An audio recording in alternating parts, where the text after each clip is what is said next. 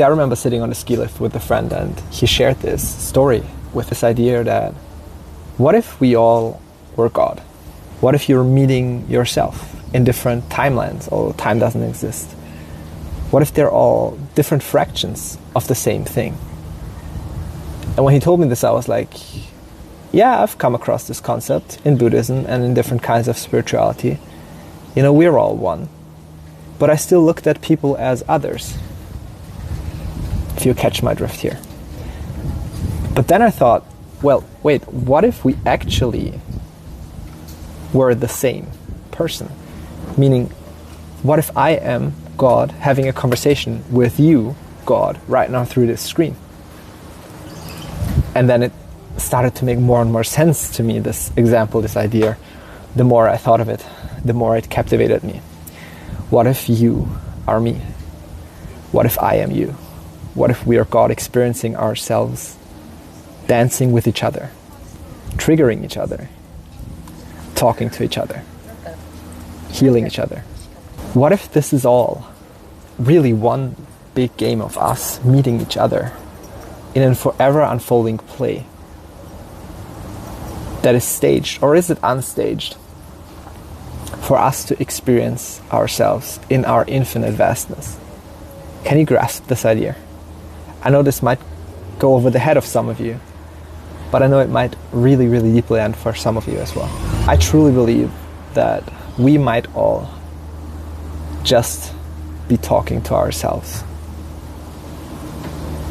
I believe we might all just be the same thing.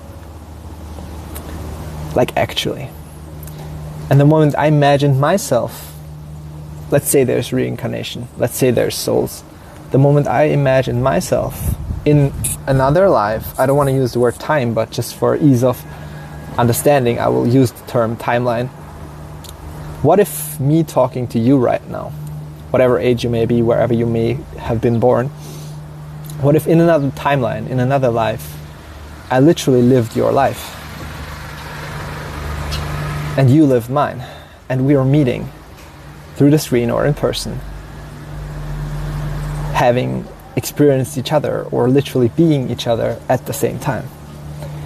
And if that was true, what does that mean for that neighbor that keeps screaming too loud at night, doing whatever, who knows what?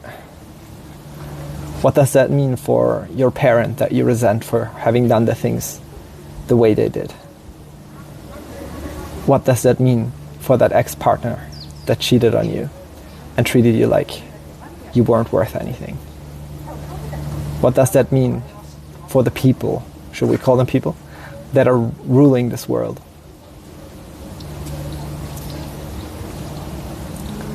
What it did for me is it created unbelievable amounts of healing. It created an understanding so deep and a peace so strong, because it merged the boundaries and it got me into a space of complete non-judgment. And the more I can remind myself of this, even if it weren't true, the more beautiful my life becomes. Because imagine you're speaking to yourself in every interaction with another so-called human being or even animal.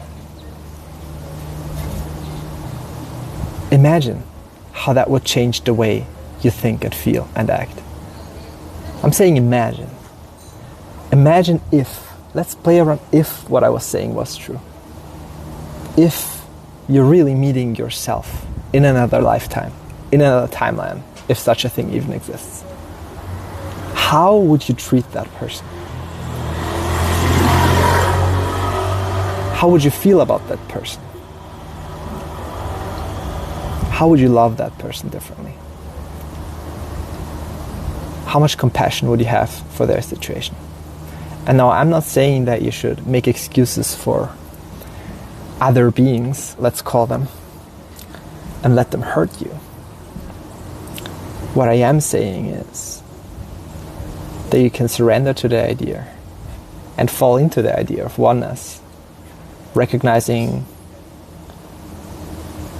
that we are all one, and that the thing that you're deeming as bad is a concept or an idea that, at least in a potential, you're also carrying within yourself.